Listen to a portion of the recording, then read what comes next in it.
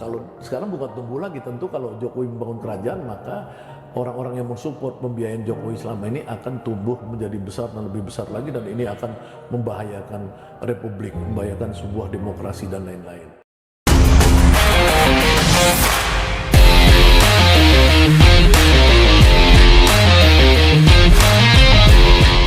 Assalamualaikum warahmatullahi wabarakatuh. Salam perubahan. Teman-teman sekalian yang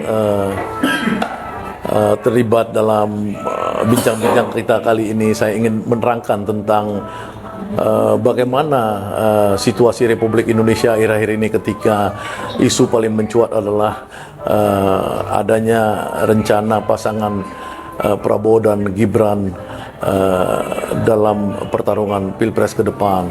Kita lihat bahwa berita-berita sudah diturunkan tanggal 16 Oktober ini Mahkamah Konstitusi akan memutuskan batas minimum usia cawapres dan capres di Indonesia yang tadinya 40 tahun menjadi 35 tahun.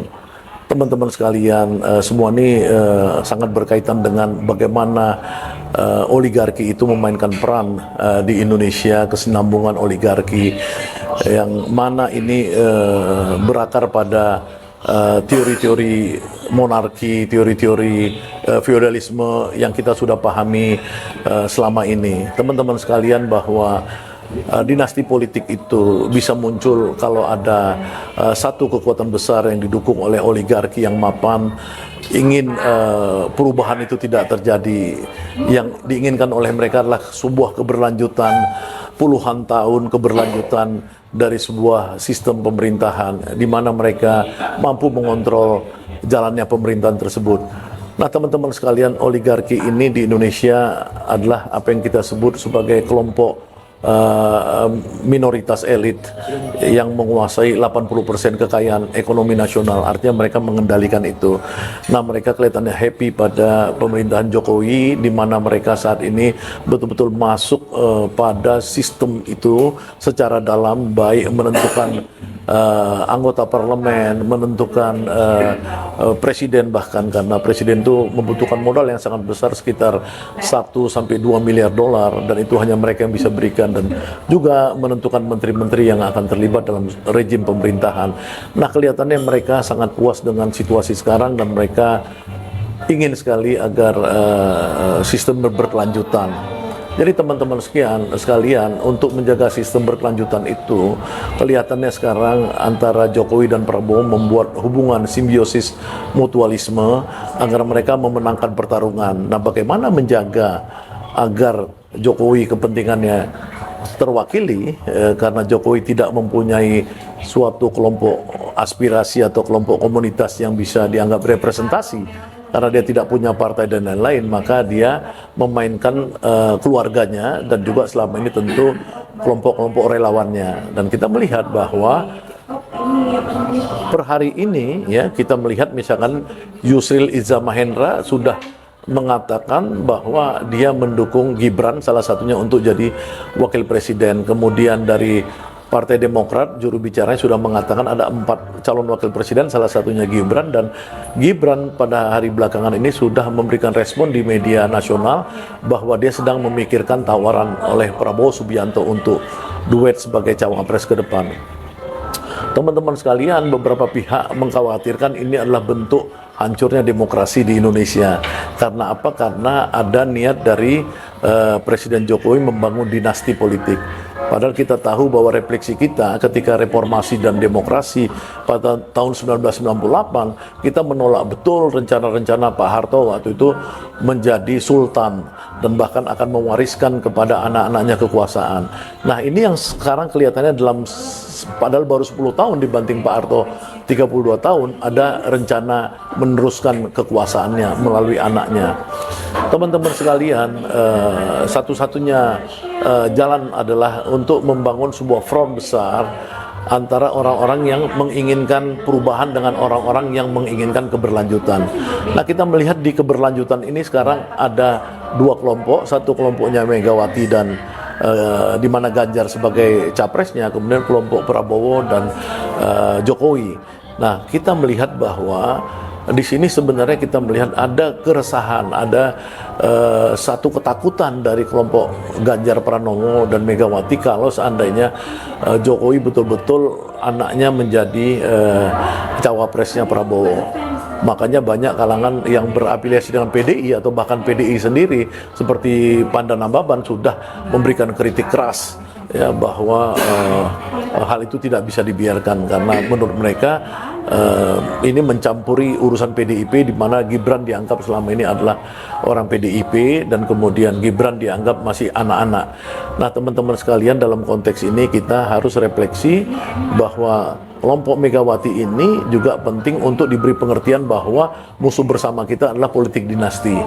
Kenapa? Karena politik dinasti ini menjadi kebiasaan yang terus-menerus di Indonesia, maka kita tidak akan bisa berharap adanya satu sirkulasi elit. Apa yang dimaksud sirkulasi elit? Sirkulasi elit adalah di mana kelompok-kelompok yang mempunyai talenta, ya, mempunyai kapasitas dan mempunyai spirit untuk menjadi pemimpin nasional di Republik ini harus kalah pada politik dinasti, harus kalah pada politik uang.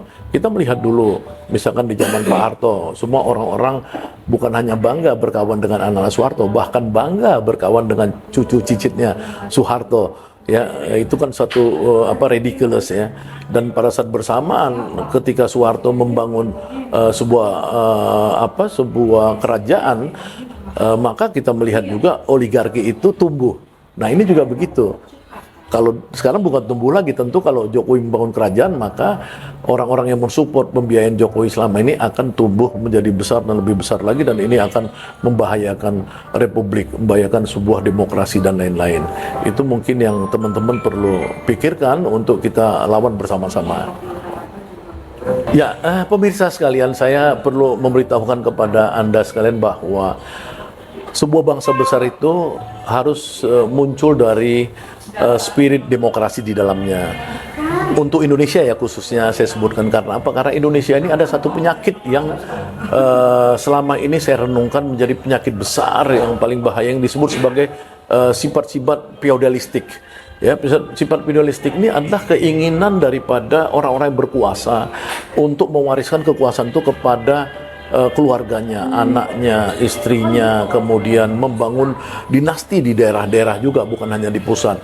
Nah, ini harus kita lawan dengan merit system, di mana orang-orang yang tumbuh berkembang itu harus berdasarkan kapasitas, berdasarkan kemampuan dia memahami situasi, berdasarkan komitmen dia terhadap rakyat ya, untuk keadilan sosial dan lain-lain. Nah, pada hari ini saya menulis tentang sebuah judul Anies Baswedan dan Indonesia Menggugat ya. Saya menceritakan bagaimana ketika Anies digagalkan waktu acara hari Minggu kemarin tanggal 8 Oktober di gedung Indonesia Menggugat. Nah, saya menulis kenapa penting sebenarnya acara itu harusnya dibiarkan.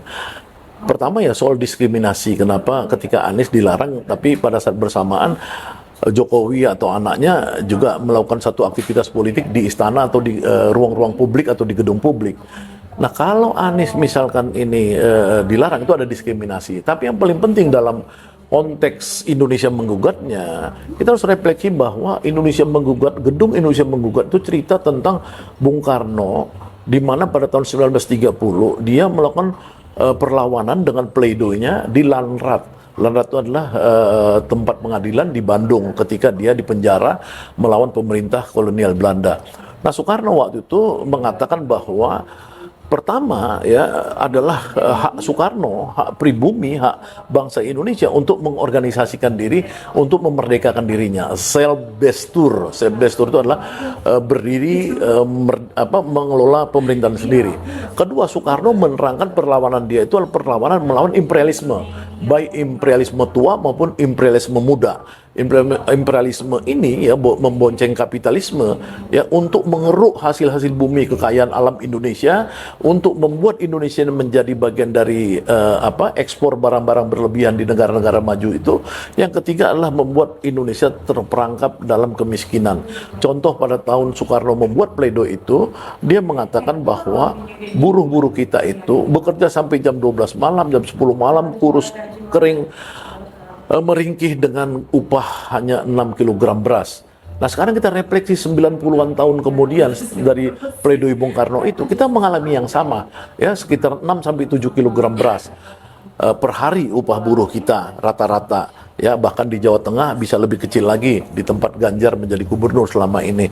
Nah teman-teman sekalian, ya jadi spirit yang kita mau ambil dari Bung Karno itu adalah spirit keberaniannya pada saat dia umur 29 tahun mempunyai istri Ibu Ingrid, kemudian dipenjara melawan Belanda, ya itu adalah spirit yang harus digali. Jadi ketika Pak Anies datang ke gedung itu harusnya menggali spirit itu. Nah ini harusnya dibiarkan supaya seluruh kelompok, jangan aja ada satu pihak mengklaim bahwa Soekarno ini adalah bapak dari mereka, bapaknya kelompok merah atau kelompok apa. Padahal Bung Karno itu adalah bapak semua orang. Nah teman-teman sekalian, kenapa penting kita tadi mengutuk feodalisme, mengutuk monarki dan lain-lain? Karena Bung Karno dulu mengutuk itu. Bung Karno itu melawan kelompok-kelompok kerajaan-kerajaan Mataram, sultan-sultan dan lain-lain yang berkolaborasi dengan Belanda. Yang mereka itu membuat cengkraman Belanda. Hanya negara kecil itu bisa mengeruk uang Indonesia, ya yang ukuran sekarang puluhan triliun, ratusan triliun dia bawa ke Belanda, dan kemudian 70% untuk membangun Belanda, 30% disisakan untuk Nederlands Indie, ya atau Hindia Belanda. Dan itu kita kemudian hidup dalam kemiskinan, pesta-pesta sultan, pesta-pesta kerajaan. Nah Bung Karno mengutuk itu. Nah jadi kalau kita misalkan mau melahirkan tokoh-tokoh seperti Bung Karno, maka kita harus membiarkan demokrasi ini, kebebasan ini muncul, memicu orang-orang yang punya kapasitas untuk menjadi pemimpin. Itulah yang kita pilih sebagai pemimpin. Dalam konteks ini saya melihat hampir semua anak-anak presiden yang ada di Indonesia itu rata-rata orang yang tidak punya keringat, orang-orang yang mereka tuh hidupnya senang, ya baik AHY, Puan Maharani, Gibran dan lain-lain, nggak pernah mengalami satu siklus pemerintahan di mana akhirnya mereka bukan hanya wawasan tapi perasaan mereka terhadap rakyat juga begitu dekatnya. Nah, kita harus kembali melihat orang-orang seperti Soekarno, bagaimana menemukannya. Founding fathers lainnya, bagaimana menemukan orang seperti itu. Disinilah kita butuh demokrasi tadi, butuh gerakan-gerakan masyarakat, kita menghormati teman-teman yang masuk ke dunia aktivis, ya baik aktivis murni maupun aktivis politik, dan menghindari jebakan-jebakan dari oligarki. Soekarno dulu tidak berhasil VOC, ya, dan pemerintah Belanda untuk menundukkan Soekarno, ya, makanya Soekarno menjadi orang yang independen. Ya, nah kita juga berharap dengan adanya muncul Anies Baswedan, Muhaimin, ya, dan banyak kelompok-kelompok yang mendukung mereka adalah kelompok-kelompok perjuangan, ini mudah-mudahan muncul, dan kita akan seperti Soekarno dulu waktu itu adalah mengantarkan, jadi kemerdekaan itu mengantarkan ke pintu gerbang kemerdekaan, ya, untuk memakmurkan rakyat, untuk menciptakan keadilan sosial, ya, untuk menjaga perdamaian dunia dan mencerdaskan kehidupan bangsa. Nah ini yang belum terjadi. Jadi harapan kita, ya, pada Anies dan Muhaimin, ya, sebagai aktivis dan seperti Soekarno dan teman-teman, itulah dia harus setelah gagal kita mensejahterakan rakyat, keadilan gagal, memakmurkan gagal, kemudian mencerdaskan kehidupan bangsa gagal. Nah ini saatnya kita menemukan kembali, ya, siklusnya. Mudah-mudahan sekarang kita dapat menemukan orang yang bukan dari anaknya presiden atau ante-antenya oligarki dan lain-lain. Kita mendapatkan orang yang hidup di tengah masyarakat untuk membangun Indonesia yang baru, yang maju, yang adil, dan betul-betul berguna buat seluruh rakyat miskin di Indonesia. Itu menurut saya. Terima kasih.